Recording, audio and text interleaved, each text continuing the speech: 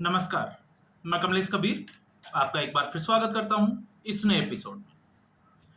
आज के इस एपिसोड में हम बात करने वाले हैं उपराष्ट्रपति जगदीप धनखड़ की। पिछले 2 दिन से एक बार फिर उपराष्ट्रपति जगदीप धनखड़ सुर्खियों में हैं या हम कहें कि विवादों में घिरे हुए हैं। अब विवाद किस तरीके का है हम उस पर चर्चा करें, साथ में मामला 2 दिन पहले का है और कल मैं इस पे जो है वो वीडियो बनाने में था, लेकिन तूफान की वजह से जो है वो काफ़ी ज़्यादा नुकसान हुआ।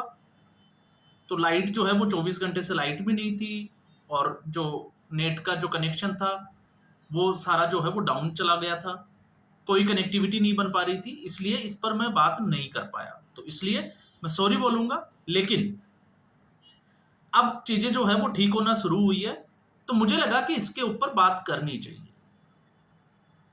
अब बात क्यों करनी चाहिए? क्योंकि जब उपराष्ट्रपति जगदीप धनखड़ का जो स्टेटमेंट आया उसके बाद में कपिल सिब्बल ने भी अपनी एक प्रेस कॉन्फ्रेंस की। कुछ पार्टियों ने, कुछ मीडिया वालों ने अपने अपने तरीके से इस पूरे जो मामला था उसका विश्लेषण करने की एक कोशिश की। अब कौन उसमें कितना कामयाब होता है वो समय की बात है, लेकिन सबसे पहले हमें यह जानना जरूरी है कि इसकी जरूरत क्यों पड़ी।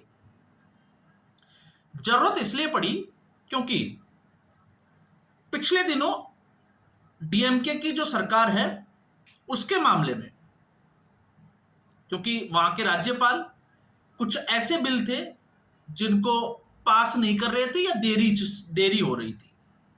सुप्रीम कोर्ट का रुख किया सरकार ने, तमिलनाडु की सरकार ने, और सुप्रीम कोर्ट ने एक आदेश पारित किया, हम ये कह सकते हैं, और राष्ट्रपति को यह बताने की कोशिश की गई कि आप जो है वो सुप्रीम कोर्ट के अंडर में आते हैं और आपको सुप्रीम कोर्ट आदेश कर सकता है, इसलिए आप किसी भी बिल को 3 महीने से ज्यादा लंबित नहीं रख सकते। अगर ऐसा होता है तो फिर उसको पारित माना जाएगा। मतलब अगर किसी भी सरकार का बिल जो है वो संसद से पारित हो जाता है या राज्य सरकार का बिल जब विधानसभा से पारित हो जाए और उसके बाद राज्यपाल या राष्ट्रपति के पास चला जाए, क्योंकि राज्यपाल अपने आप में जो है वो राष्ट्रपति को ही अनुमोदित करता है, हम ये कह सकते हैं। अब ऐसी स्थिति में टकराव होना था क्योंकि सबको पावर चाहिए। अब उसमें जगदीप धनखड़ का जो स्टेटमेंट आया वो इसी के ऊपर था कि कानून बनाने का जो काम है वो संसद का है और न्याय करने का काम जो है वो न्यायपालिका का है, तो इसमें जो है वो एक दूसरे को इंटरफेयर नहीं करना चाहिए।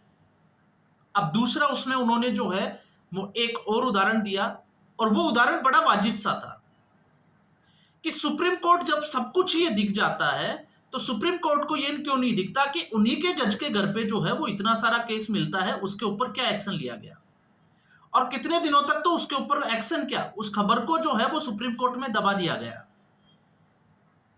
तो क्या ये सुप्रीम कोर्ट का दोहरा रवैया नहीं है? लेकिन अब सवाल ये होता है, क्योंकि सुप्रीम कोर्ट जज जो है वो भगवान के रूप में आ जाता है, और ऐसी स्थिति में अगर हम कोर्ट के ऊपर कोई टिप्पणी करें तो हमारे ऊपर कोर्ट ऑफ कंडक्ट जो है वो लग सकता है। इसलिए हमें हमारे कायदे में रहकर जो है वो ये बातें करनी चाहिए। और जब हम विश्लेषण करते हैं तो मुझे लगता है कि विश्लेषण में एक तरफा बात नहीं करके तथ्य जरूर रखने चाहिए, जिससे कि समझने में हमें आसानी हो और फिर उसके बाद में हम एक निर्णय की स्थिति में पहुंचे कि जगदीप धनखड़ सही थे या गलत थे। मैं आपके सामने कुछ ऐसे फैक्ट्स रखूंगा और उसके बाद में आपके ऊपर छोड़ूंगा कि जगदीप धनखड़ ने जो कहा वो सही था या गलत था। पहला,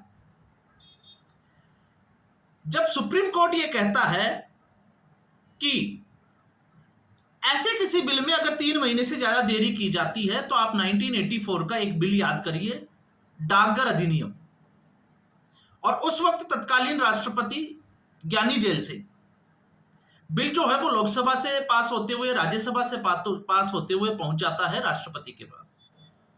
राष्ट्रपति उसको पॉकेट में डालते हैं, पॉकेट का मतलब उसको लटका देते हैं, और उस स्थिति में, लटकाने की स्थिति में 6 महीने बाद में वो बिल जो है वो स्वतः ही समाप्त माना जाता है। ये संविधान में एक प्रक्रिया है, प्रावधान है। लेकिन यहां तो सुप्रीम कोर्ट संविधान के उलट जो है वो ऑर्डर दे रहा है, आदेश दे रहा है। अब जब किसी कानून की जब हम बात करते हैं तो कानून के लिए पहले सरकार जो है वो एक मसौदा तैयार करती है, संसदीय कमेटी में भेजा जाता है, संसदीय कमेटी उसको लोकसभा में पेश करती है और लोकसभा में उसके ऊपर बहस होती है। लोकसभा में बहस होने के बाद में उसके ऊपर वोटिंग होती है और मेजोरिटी के साथ अगर वो पास हो जाता है तो उसको राज्यसभा में भेज दिया जाता है, जिसको अपर हाउस कहा जाता है, जहां पे स्टेट के रिप्रेजेंटेटिव होते हैं, स्टेट गवर्नमेंट के हम ये कह सकते हैं, क्योंकि भारत एक राज्यों का संघ है। अगर वहां पर उसके ऊपर बहस होती है और वो मेजोरिटी के साथ पास हो जाता है तो वही बिल पहुंच जाता है राष्ट्रपति के पास। अब राष्ट्रपति को संविधान एक पावर देता है, पहली बार कोई बिल आता है तो संविधान राष्ट्रपति या तो उसको जो है वो मंजूरी दे या उसको नामंजूर भी कर सकता है। अगर वो मंजूरी देता है तो वो सीधे कानून बन जाता है और अगर वो नामंजूर कर दे तो वो वापस आ जाता है लोकसभा में संसदीय कमेटी के पास। संसदीय कमेटी के पास अगर सरकार को ये लगता है कि नहीं ये कानून जो है वो सही है, इसको पास कराना चाहिए, तो वापस लोकसभा में बहस होती है। और अगर सरकार को लगता है कि कोई चेंजेस किया जाना चाहिए, उसमें कुछ बदलाव, तो वो बदलाव करके वापस उसको पेश कर सकती है। उसी प्रक्रिया से फिर वो राज्यसभा में जाता है और फिर राष्ट्रपति। लेकिन दूसरी बार में राष्ट्रपति के पास जो है वो वीटो खत्म हो जाती है। अब दूसरी बार अगर वो बिल राष्ट्रपति के पास आता है तो राष्ट्रपति को उसके ऊपर साइन करने पड़ते हैं, उसको मंजूरी देनी पड़ती है। यह है राष्ट्रपति की वीटो और राष्ट्रपति की जो है वो कुछ लिमिटेशंस। अब ऐसी स्थिति में इसमें जो टकराव की स्थिति बनी, जिसमें आपको पता होगा अनुच्छेद नंबर 142 का और 143 का हवाला दिया गया। तो एक आप समझ गए होंगे, क्योंकि सुप्रीम कोर्ट जब डाकघर अधिनियम बिल जो है वो पास नहीं हुआ तब चुप था। आज सुप्रीम कोर्ट जो है वो सीधे संसद से टकराव की स्थिति में है, लेकिन साबानो केस में सुप्रीम कोर्ट के निर्णय को पलट दिया जाता है संसद के अंदर। तो फिर सुप्रीम कोर्ट की वीटो पावर क्या है? तो लड़ाई जो है वो यहां पर है। अब जब हम बात करते हैं संविधान के अनुच्छेद 142 का, जिसमें सर्वोच्च न्यायालय ये क्या कहता है वो मैं आपको अगर बताऊं तो सर्वोच्च न्यायालय अपने अधिकार क्षेत्र का प्रयोग करते हुए ऐसी डिक्री पारित कर सकता है जो उसके समक्ष लंबित किसी मामले में पूर्ण न्याय करने के लिए आवश्यक है। यह अनुच्छेद 142 कहता है। अब यहां पर सुप्रीम कोर्ट को यह दिख जाता है कि स्टालिन की जो सरकार है उस सरकार के बिल राज्यपाल लटका रहे हैं, लेकिन सुप्रीम कोर्ट को आज तक यह नहीं दिखा कि इस देश में कितने न्यायिक मामले जो है वो अदालतों में लटके हुए हैं पिछले 15 से 20 साल से। यहां पर सुप्रीम कोर्ट कबूतर बन के बैठा है, आंखें बंद करके कि मुझे कुछ दिखाई देता ही नहीं है। लेकिन स्टालिन के मामले में जरूरी है। क्यों? जब मैं ये कहता हूं तो जब सनातन धर्म से और हिंदू धर्म से संबंधित लोग जो है वो कोई जिसको कहें कि धर्म संसद बुलाते हैं और उसमें किसी तरीके का स्टेटमेंट देते हैं तो उनके ऊपर यही सुप्रीम कोर्ट जो है वो स्वतः संज्ञान लेता है। हाई कोर्ट भी उसमें कूद पड़ता है, उनको ऊपर एफआईआर दर्ज करवाता है और उनको अरेस्ट भेज देता है। लेकिन इसी स्टालिन की औलाद ही मैं कहूंगा, एमके स्टालिन के बेटे उदयनिधि स्टालिन, जो एक बहुत बड़ा स्टेटमेंट दे जाते हैं जिससे कि हिंसा भड़कने के पूरे चांसेस है, लेकिन सुप्रीम कोर्ट को इसके ऊपर कुछ भी दिखाई नहीं देता। यह सुप्रीम कोर्ट की मानसिकता, क्योंकि सुप्रीम कोर्ट में कुछ लोग जो है वो लेफ्टिस्ट विचारधारा से अपना कब्जा करके बैठे हैं। दूसरा, जब हम इसकी बात करते हैं, इसके अलावा अभी एक ताजा मामला और आया है जिसमें महिलाओं के तिलक को लेकर उसी स्टालिन की पार्टी के एक मंत्री ने स्टेटमेंट दिया है, लेकिन हाईकोर्ट और सुप्रीम कोर्ट चुप है। अब सुप्रीम कोर्ट यहां राष्ट्रपति से जो है वो टक्कर लेने की कोशिश कर रहा है, लेकिन सुप्रीम कोर्ट का एक आदेश, आप सोच के देखिए कि सुप्रीम कोर्ट कहां तक जाएगा। और यही एक वजह है कि आज आम आदमी जो है वो इस न्यायिक प्रक्रिया से, न्याय प्रणाली से, भारत की से बिल्कुल भी खुश नहीं है। वो सोचते हैं कि कोर्ट में जाने से अच्छा है कि पुलिस में, जिसको कहें कि पुलिस थाने में ही अगर मामला कुछ ले दे के निपट जाए तो वो पार्टी के साथ समझौता करने के लिए तैयार हो जाते हैं, क्योंकि इनको अच्छे से पता है कि इन जजों के घर पे जो अभी केस जो बरामदगी हुई थी, जो जला हुआ पाया गया था, ऐसा कुछ जो है वो हो सकता है। तो आप समझ सकते हो कि मेरा इशारा कहां है। और ऐसा मैं क्यों कह रहा हूं, क्योंकि सुप्रीम कोर्ट ने एक आदेश पारित किया था कि कलकत्ता हाई कोर्ट ने जो आदेश दिया है 25,000 से ऊपर जो शिक्षकों की भर्ती हुई थी 2016 में, जिसमें पार्थ चटर्जी को जेल हुई, उनको उनके घर पे रेड हुई, अभिषेक बनर्जी का हाथ था, उस भर्ती को रद्द किया जाता है। और सुप्रीम कोर्ट को सीधा ममता बनर्जी चैलेंज करती है कि वो पश्चिमी बंगाल में ऐसा कुछ होने नहीं देगी। संसद से पारित जो कानून है, वो वक्फ का जो संशोधन बिल है, उसको पश्चिमी बंगाल में वो लागू ही नहीं करने देगी। लेकिन सुप्रीम कोर्ट यहां पर चुपचाप देख रहा है। आप ये सोच के देखिए कि सुप्रीम कोर्ट अपनी साख को किस हद तक गिरा सकता है। निर्णय आपको करना है, फैक्ट्स जो है वो मैं आपके सामने रख रहा हूं। और फिर उसके बाद में जिस आर्टिकल के ऊपर विवाद आया था, हम आते हैं 142 के बाद 143 आर्टिकल पे। और अनुच्छेद 143 जो है वो ये कहता है कि राष्ट्रपति किसी भी विधि कानून की सलाह के लिए सुप्रीम कोर्ट से राय ले सकता है। यह संविधान एक शक्ति प्रदान करता है। मतलब अगर राष्ट्रपति को लगे तो वो सर्वोच्च न्यायालय से जो है वो सलाह मांग सकता है। अब ये सर्वोच्च न्यायालय पे है कि वो सलाह देता है या नहीं देता। अगर उसको लगता है कि उचित है तो वो दे सकता है। अब इसका एक उदाहरण भी मैं बता देता हूं आपको। 2002 में चुनाव आयोग, क्योंकि हमेशा जो है वो आरोप लगते हैं कि चुनाव आयोग जो है वो सरकार की कठपुतली है। भारतीय जनता पार्टी की, अटल बिहारी वाजपेयी की सरकार थी। चुनाव आयोग और सरकार के बीच में कुछ भी ठीक नहीं चल रहा था और गुजरात में चुनाव होना था।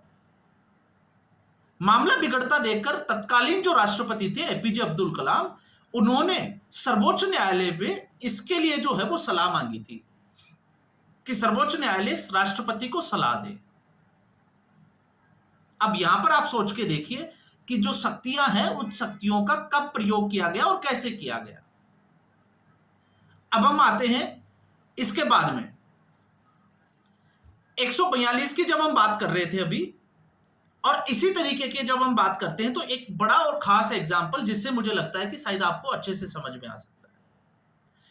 24 जनवरी 2006 का एक मामला, सुप्रीम कोर्ट की एक टिप्पणी है जिसमें रामेश्वर प्रसाद एवं अन्य बनाम भारत संघ एवं अन्य मामले में सुप्रीम कोर्ट ने यह स्पष्ट कर दिया था कि राष्ट्रपति के ऊपर सर्वोच्च न्यायालय कोई भी एक्शन नहीं ले सकता। अगर राष्ट्रपति असंवैधानिक तरीके से भी काम कर रहा है तो राष्ट्रपति के विरुद्ध जो है वो सरकार महाभियोग ला सकती है। विपक्ष जो है वो इसके लिए अपना प्रस्ताव सदन में पेश कर सकता है। उसके बाद में राष्ट्रपति को हटाया जाए और राष्ट्रपति पद से हटने के बाद में उस राष्ट्रपति के ऊपर एक्शन लिया जा सकता है। न्यायिक प्रक्रिया में उसको शामिल किया जा सकता है। उसके बाद में ही उसको कोई सजा दे सकता है। अगर वो राष्ट्रपति पद पर कार्यरत है तो उसके ऊपर ना उसको सर्वोच्च न्यायालय जो है वो ऑर्डर कर सकता है और ना ही जो है वो उसके ऊपर कानूनी प्रक्रिया चला सकता है। ये इसी सुप्रीम कोर्ट की टिप्पणी है जो आज सुप्रीम कोर्ट इस तरीके के ऑर्डर देना शुरू कर चुका है। तो इससे आप समझ सकते हैं कि आज भी जो समझ में आता है वो ये समझ में आता है कि इस सरकार को, नरेंद्र मोदी की सरकार को गिराने के लिए आज किस तरीके से विपक्ष के साथ साथ जो है वो इस तरीके के लोग भी शामिल हो जाते हैं। अब कपिल सिब्बल, क्योंकि कपिल सिब्बल को तो पता है यही सर्वोच्च न्यायालय कपिल सिब्बल के लिए रात को जो है वो दरवाजे खोल देता है 12 बजे और तीस्ता सीतलवाड़ को जमानत दे देता है। तो आप सोच सकते हैं कि सर्वोच्च न्यायालय सही है या जगदीप धनखड़ सही है। निर्णय जो है वो हमें लेना है, लेकिन याद रहे, मैं फिर कहता हूं, क्योंकि हम किसी भी जज के खिलाफ कुछ बोल नहीं सकते। और इसी वजह तो आपको पता होगा कि जिसके घर में करोड़ों रुपए जल गए हो उसके ऊपर क्या एक्शन हुआ होगा। और अगर यही आम आदमी के घर में होता तो आप देखिए 2 घंटे के भीतर जो है वो पुलिस उसको उठा ले जाती, कुटाई होती वो अलग, और फिर उसके बाद में यही जज जो है वो क्या खेल खेलते वो भी आपको पता ही होगा। तो आज के इस एपिसोड में बस इतना ही। उम्मीद करूंगा वीडियो एपिसोड आपको पसंद आया होगा। वीडियो को लाइक करें, शेयर करें, चैनल जरूर सब्सक्राइब करें। धन्यवाद।